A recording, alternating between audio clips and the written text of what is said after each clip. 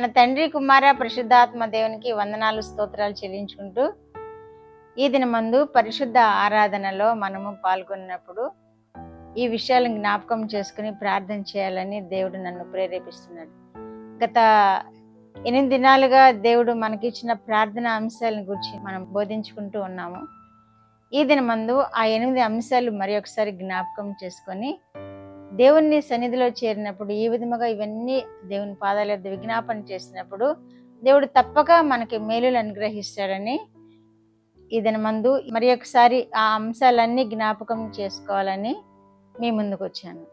మనము ఈ పరిశుద్ధ ఆరాధనలో పాల్గొన్నప్పుడు మనము ప్రార్థన చేయవలసిన అంశాలను గురించి మరి ఒకసారి మీరు మందిరాల్లో చేరినప్పుడు ప్రార్థన చేయండి. దేవుడు అద్భుత రీతిగా మిమ్మల్ని ఆదుకుంటాడు. మీరు ఏ అంశాల గురించి ప్రార్థన చేస్తున్నాడో ఆ అంశాలు నెరవేరుస్తాడు.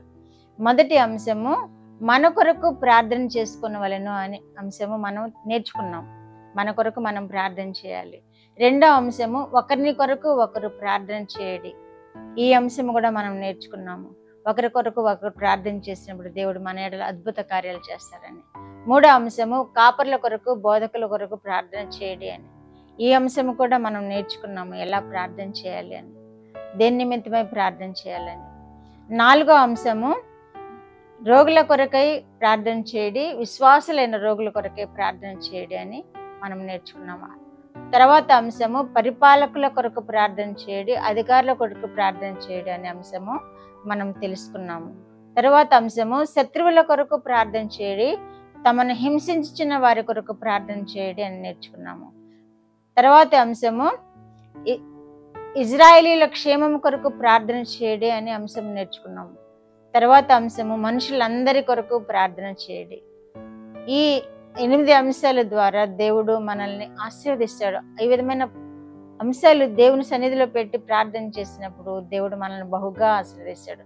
దేవుని మందిరంలో మన ప్రార్థనలు దేవుడు వింటాడు తప్పనిసరిగా. కనుక ఈ 8 అంశాలు మీరు హృదయంలో పెట్టుకొని దేవుని సన్నిధిలో చేరినప్పుడు ప్రార్థన చేసినప్పుడు ఈ అంశాల ద్వారా దేవుడు మనం దేని నిమిత్తమే ప్రార్థన చేస్తున్నామో ఆ విషయాలు దేవుడు నెరవేరుస్తాడు. ప్రార్థన చేస్తున్నందుకు మనల్ని కూడా బహుగా దీవిస్తాడు. కాబట్టి మందిరంలో చేరినప్పుడు ప్రతి వారు విజ్ఞాపన చేయాలి, స్తుతి చేయాలి, విజ్ఞాపన చేయాలని ఈ ప్రార్థన అంశాలు మరి ఒకసారి మనకి జ్ఞాపకం చేస్తుంది. కాబట్టి ప్రార్థన చేద్దాము, మందిరంలో చేరి కృతజ్ఞతాస్తులు చెల్లిద్దాము, విజ్ఞాపన చేద్దాము, ఇతరుల కొరకు ప్రార్థన చేద్దాము, హింసిస్తున్న వారి కొరకు ప్రార్థన చేద్దాము, రోగుల కొరకు ప్రార్థన చేద్దాము.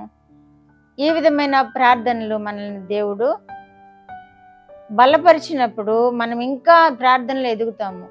ఈ విధమైన ప్రార్థనలు చేస్తున్నప్పుడు దేవుడు మనల్ని ఇంకా అద్భుత రీతిగా కాపాడుతాడని మనం జ్ఞాపకం చేసుకుంటున్నాం. ఈ విధమైన ప్రార్థనలు చేసినప్పుడు మన ఆత్మలు సంతోషపడతాయని మనము జ్ఞాపకం చేసుకున్నాం.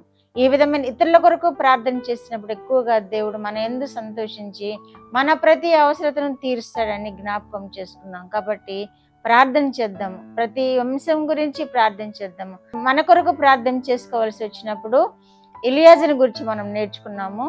ఒకరికొకరు ఒకరు ప్రార్థన చేసుకున్నప్పుడు సంఘ పెద్దలను పిలిచి ప్రార్థన చేయించుకోండి అన్నారు అని తెలియజేశారు వాక్యము యాకోబు పత్రిక 5వ అధ్యాయం 15-16లో. అలాగే కాపర్ల కొరకు ప్రార్థన చేయవలసి వచ్చినప్పుడు ఎఫెసీయులకు రాసిన పత్రిక 6వ అధ్యాయం 19-20 వచనాల్లో, రోగుల కొరకు ప్రార్థన చేయవలసి వచ్చినప్పుడు యాకోబు పత్రిక 5వ అధ్యాయం 15వ వచనంలో, శత్రువుల కొరకు మనల్ని హింసిస్తున్న వారి కొరకు ప్రార్థన చేయమన్నప్పుడు కూడా అపోస్తల కార్యాలు 7:59-60లో చూచాము.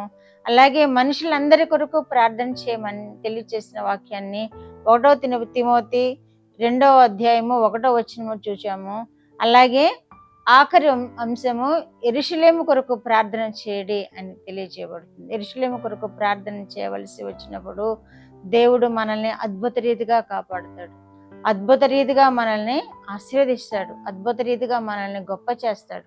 యెరూషలేము కొరకు ప్రార్థన చేసినప్పుడు మన జీవం పొడిగిస్తాడు, మనకి ప్రమాదములు చుట్టుకొనకుండా కాపాడుతాడు. యెరూషలేము కొరకు ప్రార్థన చేయడి అని వాక్యం తెలియజేయబడుతుంది. యెరూషలేము కొరకు ప్రార్థన చేసినప్పుడు దేవుడు ఆ యెరూషలేమును కాపాడుతాడు, యెరూషలేము ద్వారా మనల్ని కాపాడుతాడు. ఇశ్రాయేలీల క్షేమం కొరకు ప్రార్థన చేయడి అంటున్నాడు. ఇశ్రాయేల్ క్షేమం అంటే యెరూషలేము కొరకు, ఇశ్రాయేల్ క్షేమం కొరకు ప్రార్థన చేయడం. ఇశ్రాయేలు క్షేమంగా ఉన్నంత కాలం మనము క్షేమంగా ఉంటాము. ఇశ్రాయేలు క్షేమంగా ఉంటే, యెరూషలేము క్షేమంగా ఉంటే మనము క్షేమంగా ఉంటాము. కాబట్టి ఇశ్రాయేలు కోసము, యెరూషలేము కోసం ప్రార్థన చేయమని దేవుడు మనకి తెలియచేసిన విధముగా ప్రార్థన చేద్దాం. ఈ అన్ని అంశాలు వాక్యములు పెట్టి మనం ప్రార్థన చేద్దాము. దేవుడు మనల్ని ఆశీర్వదిస్తాడు, మన ప్రార్థనలు వింటాడు. ప్రార్థన చేసిన అంశాల గురించి వారిని కూడా ఆశీర్వదిస్తాడు. ప్రార్థన. మా దేవ, మా ప్రియ పరలోక ప్రభువా, మీ పరిశుద్ధ పాదములకు వందనాలు, స్తోత్రాలు. మా రక్షకుడైన యేసయ్య స్తోత్రాలు. పరిశుద్ధాత్మ దేవా స్తోత్రాలు. ఇచ్చిన వాక్యం కొరకు స్తోత్రాలు. యెరూషలేము కొరకు ప్రార్థన చేయమని తెలియచేసిన దేవా, ఇజ్రాయేలీల కొరకు ప్రార్థన చేయమని తెలియచేసిన దేవా, మీకు స్తోత్రాలు ప్రభువా. మందిరంలో మీరు ఉంటారు కనుక, మందిరంలో చేరి ప్రార్థన చేయవారు మనవులు మీరు ఆలకిస్తారు కనుక నాయన, బిడ్డలందరూనైనా ఈ మనవులన్నిటినీ మీ మందిరంలో మీ పాదం యొద్ద సమర్పించుకొని వారు దీవింపబడి అనేక మంది దీవెనకరముగా ఉండి వారిని వించిన బిడ్డలందరినీ ఆశీర్వదించమని, ప్రార్థనలు కొన్ని బిడ్డలను మీరు దీవించమని, వ్యాధిగ్రస్తులుగా ఉన్న బిడ్డలను స్వస్థపరచమని యేసుక్రీస్తు వారి పేరిట ఈ మనవులు మీ పాదముల యొద్ద వేడుకుంటున్నాను పరమ తండ్రి. ఆమేన్.